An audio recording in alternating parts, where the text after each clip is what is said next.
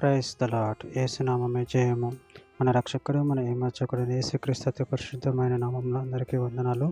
చిన్న ప్రార్థన ద్వారా రాత్రికాల వాక్య భాగం ధ్యానించుకుందాము. పరిశుద్ధుడ మహాగణుడైన దేవ యేసయ్య, సర్వాధికారినైనా మీకు వేలాది వందనములు, కృతజ్ఞత, స్తుతి స్తోత్రం చెల్లించుకుంటున్నాను దేవ రాత్రికాల సమయంలో ప్రభు వాక్య భాగం ధ్యానిస్తుండగా వాక్య భాగం మాకు అర్థమవుట్లు సహాయం చేసి మీ కృపలో బలపరిచి మీకు మాదిరిగా మమ్మల్ని నడిపించమని చిన్న ప్రార్థన యేసు నామంలో అడిగి వేడుకుంటున్నాను తండ్రి. Amen amen. కీర్తన గ్రంథం 49వ అధ్యాయం 15వ వచనము.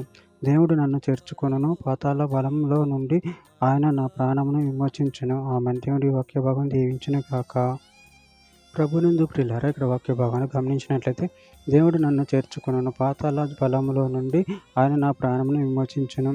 అదేవిధంగా వాక్య భాగంలో గమనించినట్లయితే కీర్తన గ్రంథం 31వ అధ్యాయం 5వ వచనంలో నా ఆత్మ నీ చేతికి అప్పగించుచున్నాను, యెహోవా సత్యదేవ, నన్ను విమోచించువాడువు నీవే. హోషేయ గ్రంథం 13వ అధ్యాయం 14వ వచనం. ఆయనను పాతాళ వశములో నుండి నేను వారిని విమోచింతును, మృత్యువు నుండి వారిని రక్షింతును. ఓ మరణమా నీ విజయం ఎక్కడ? ఓ మరణమా నీ ముల్లెక్కడ? పశ్చాత్తాపము నాకు పుట్టదు. కీర్తనల గ్రంథము 16వ అధ్యాయం 10వ వచనం. ఎందుకనగా నువ్వు ఆత్మను పాతాళంలో విడిచిపెట్టవు, నీ పరిశుద్ధిని కుళ్ళుపట్టనియ్యవు. యోహాను సువార్త 14వ అధ్యాయం 13వ వచనం.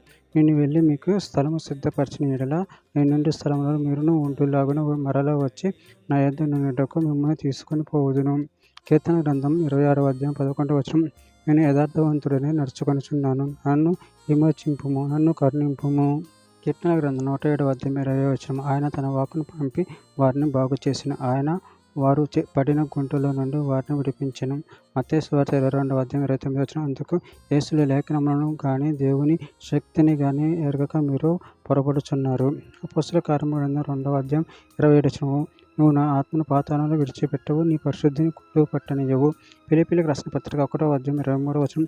ఈ రెంటి మధ్యలో నేను ఇరుకున పడి ఉన్నాను, నేను వెడలిపోయి క్రీస్తుతో కూడా నుండవలనని నాకు ఆశ ఉన్నది, అది నాకు మేలు. చివరిగా ఒక మాట. తెస్సలోనికీయులకు రాసిన మొదటి పత్రిక 4వ అధ్యాయం 17వ వచనం.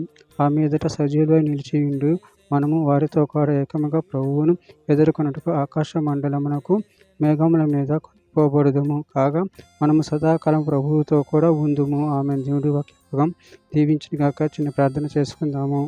పరిశుద్ధుడా, ప్రేమగల దేవ యేసయ్యా, మీరు ఇచ్చిన వాక్యదానాన్ని బట్టి ప్రభువా మీకు కృతజ్ఞతలు చెల్లించుకుంటున్నాను తండ్రి. మీరే మమ్మల్ని లేవనెత్తి దేవుడే ఉన్నారు ప్రభువా, మీరు కనపడిన మమ్మల్ని అసత్యర దేవుడే ఉన్నారు ప్రభువా. దాన్ని బట్టి ప్రభువా మీకు కృతజ్ఞతలు చెల్లించుకుంటూ మీ ప్రేమ కృపను మమ్మల్ని నిరంతరం కాపాడి మీ మహిమార్థం మమ్మల్ని వాడుకోమని చిన్న ప్రార్థన యేసు నామములో అడిగి వేడుకుంటున్నాను తండ్రి. ఆమేన్ ఆమేన్ ఆమేన్.